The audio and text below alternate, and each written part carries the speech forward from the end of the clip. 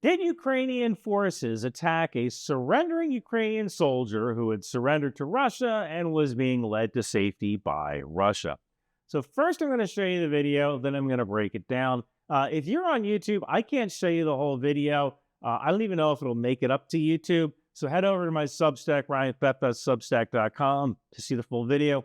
Thank you to all of my Substack subscribers. It is because of you that I am able to keep this channel going, because God knows YouTube demonetizes so much of my stuff now. So let's watch the video.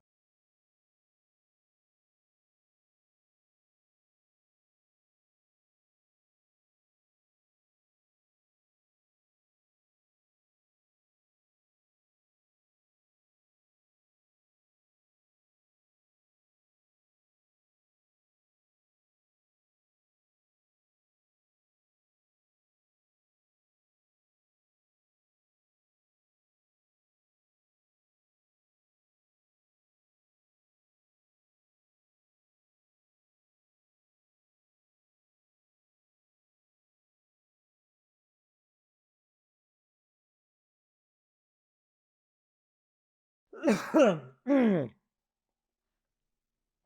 kind of parched. I had to get my morning coffee in.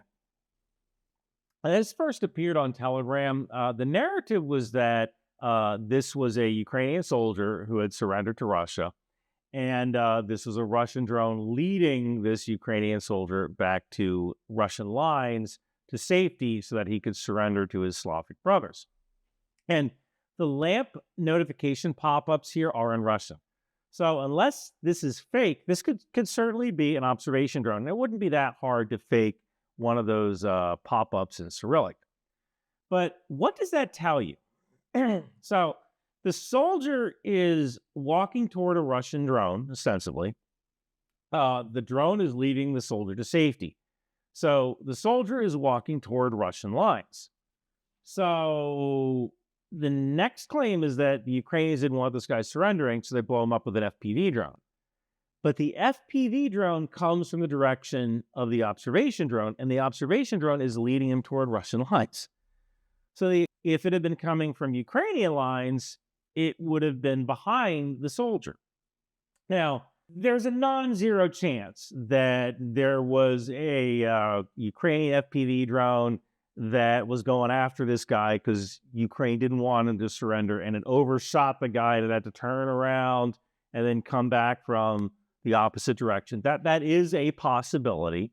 There's also the possibility that there was an FPV drone that had been sent over to Russian lines. It was low on battery, and it turns around and just sees this dude walking all by himself.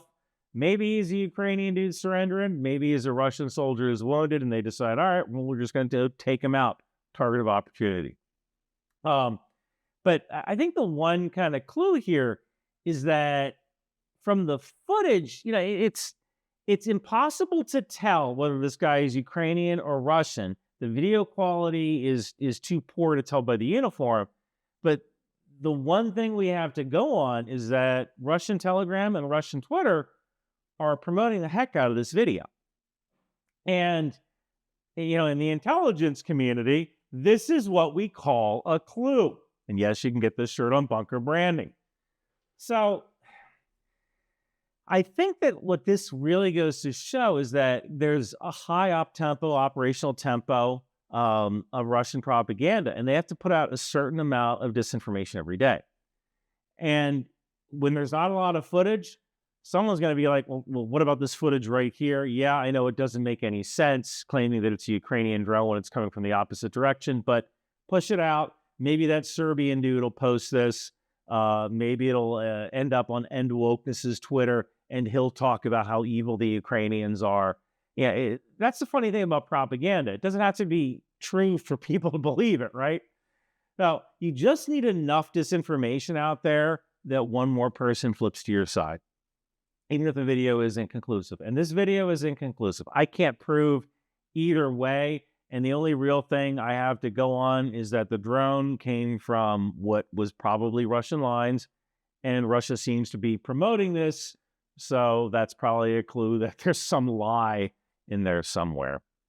So, hey, if you want to support the channel, yeah, you can join my Substack. You know what else you can do? I came out with a short story called Warlock. It's about an Irish traveler who joins the FBI and the Army Rangers in the hunt for OBL. If you don't know who OBL is, he did a silly thing back in September of 2001, which I can't talk about on this channel because YouTube will demonetize it. The story is called Warlock. It's available on Kindle, 99 cents, or you can join it for free. Read it for free if you join my Substack.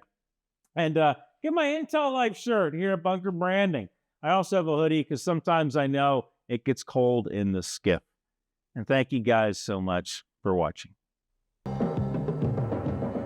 In a world where fashion meets firepower, where style becomes strategy, it's time to gear up for the ultimate mission with Bunker Branding. Introducing the Rock Out With Your Chalk Out t-shirt, a tribute to the fearless air cavalry. Feel the adrenaline rush as you don the pride of the skies. For those of you who dare from the air, precision and power unite when you think outside the bomb. And don't miss our Live, Laugh, Launch t-shirts for Patriot and HIMARS, because sometimes defending freedom means bringing the thunder. Finally, for the true defender of the seas, we present Department of the Boat People. Sail with honor and show your allegiance to the world's mightiest maritime force. With these shirts, hoodies, and stickers, along with the tow missile, landmines, and drone warfare. These aren't just shirts, they're statements. They're your way of saying I stand for strength, unity, and style. Get yours at Bunker Branding today.